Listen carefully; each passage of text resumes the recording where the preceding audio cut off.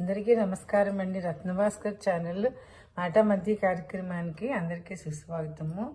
ఈరోజు విషయం ఏంటంటే మేడారం జాతర, సమ్మక్క సారక్కల జాతర.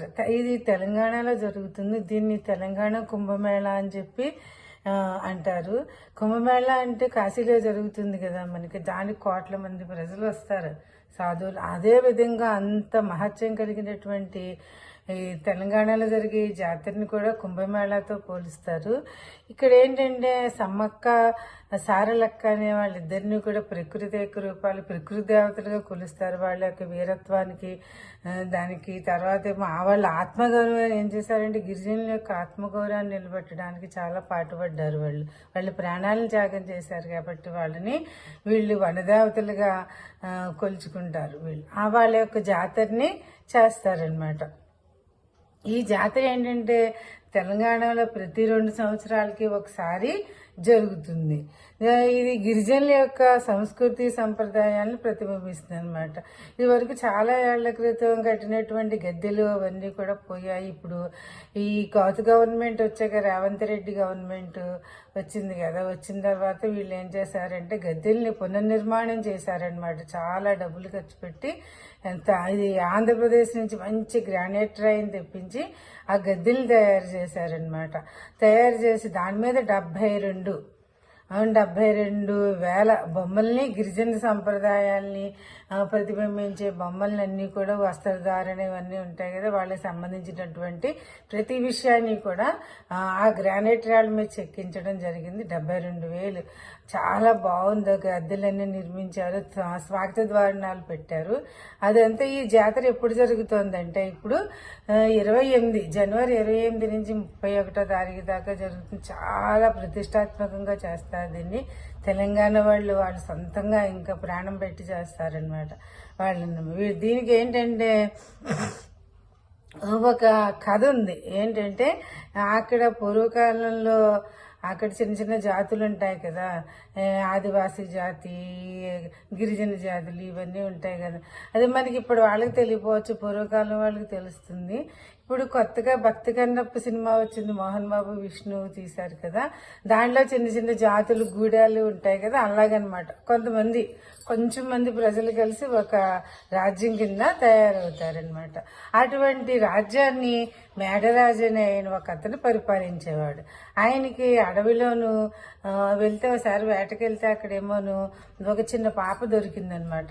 దొరికితే ఆ పాపను తెచ్చుకుని పెంచుకుని ఆ పాపకి సమ్మక్క అని చెప్పి పేరు పెట్టుకున్నారు. తన సొంత కూతురైనటువంటి నాగులంబతో కలిసి అపురూపరంగా పెంచుకుని వాళ్ళిద్దరినీ కూడా ఏం చేశాడంటే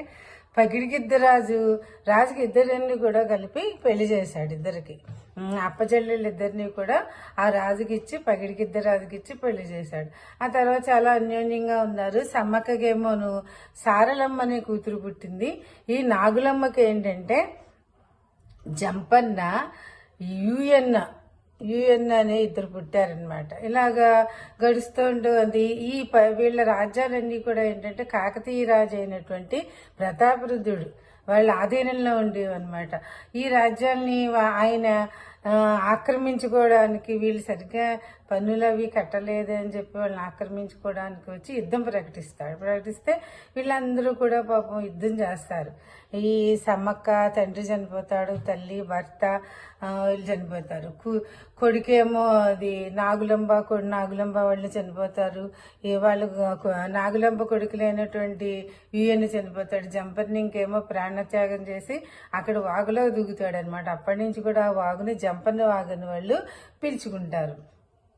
వీళ్ళు అప్పుడు ఇంక మిగిలింది ఎవరంటే ఆ ఇద్దరంగుల్లోనూ సమ్మక్క కూతురు సారలమ్మ మిగులుతారు. అయినా కానీ భయపడకుండా అందరూ వీరోచిత మరణం పొందుతారు. అయినా కానీ భయపడకుండా వాళ్ళు కాకతీయ సైన్యానికి ఎదురొడ్డి పాటుపడతారు, యుద్ధం చేస్తారు. యుద్ధం చేసినప్పుడు ఏమవుతుందంటే ఈ సారలమ్మ పాపం చనిపోయిన తర్వాత ఈ సమ్మక్క ఏం చేస్తుందంటే అలాగే యుద్ధం చేస్తూ ఆవిడ అడవిలోకి వెళ్ళిపోతుంది అనమాట. ఇంకా అడవిలోకి వెళ్ళిపోయి అక్కడ మాయమైపోతుంది. ఆవిడ వెతుక్కుంటూ సైనికులందరూ వెళ్ళేసరికి ఒక చెట్టు కింద గంగుంబరిని పసుపు భరిణి కనిపిస్తాయి అన్నమాట. వాటిల్లో ఆవిడ తన యొక్క ప్రాణాలన్నింటినీ ఒక కర్రలో నిక్షిప్తం చేసి అక్కడ పెడుతుంది అనమాట.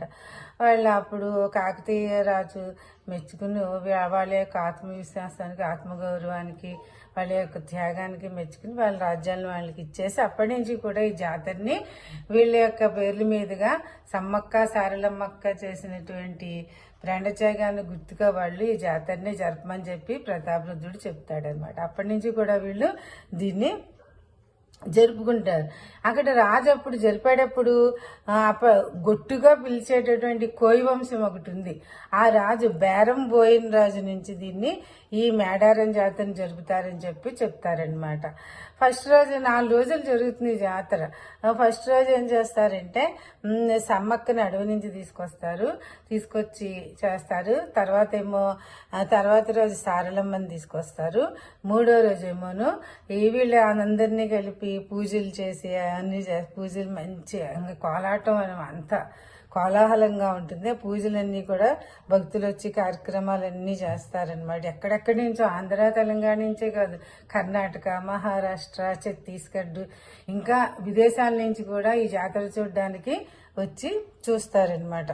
ఇది ఏంటంటే వీళ్ళు వాళ్ళు బంగారం అని పిలుస్తారు, దేన్ని బెల్లాన్ని బంగారం అని పిలుస్తారు. ఇప్పుడు ఈ బంగారాన్ని అక్కడ పూజకి పెట్టి నైవేద్యం పెట్టి దాన్ని అందరూ కూడా చాలా పవిత్రంగా తింటారనమాట. పంచి పెడతారు అందరికీ కూడా మొక్కుల రూపంలో ఆ బంగారం లాంటి బెల్లాన్ని చెల్లించి దాన్ని అందరికీ పంచుతారనమాట. పంచిన తర్వాత 4వ రోజు ఏం చేస్తారంటే వీళ్ళందరినీ కూడా ఇంకా సమాప్తం అవుతున్న రోజు వీళ్ళందరినీ కూడా ఎవరిని సమ్మక్కని, సారలమ్మని వీళ్ళందరినీ అడవిలో తీసుకెళ్లి స్వస్థలాలు ఉన్నాయి కదా, తీసుకొచ్చిన చోటుకి వెళ్ళి వదులుతారనమాట. ఈ విధంగా 4 రోజుల పండుగ సమాప్తం అయ్యి అప్పటికి జాతర కూడా ముగుస్తుంది అనమాట. ఇవన్నీ కూడా ఈసారి తెలంగాణ ప్రభుత్వం చాలా ప్రతిష్టాత్మకంగా చేసింది. ఇవన్నీ కూడాను అందరూ కూడా చాలా చాలా కట్టుదిట్టమైన ఏర్పాట్లు చేసింది.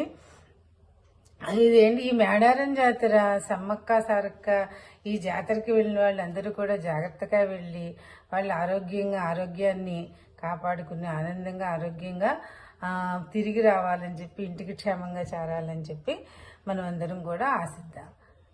థ్యాంక్ యూ విన్నందుకు.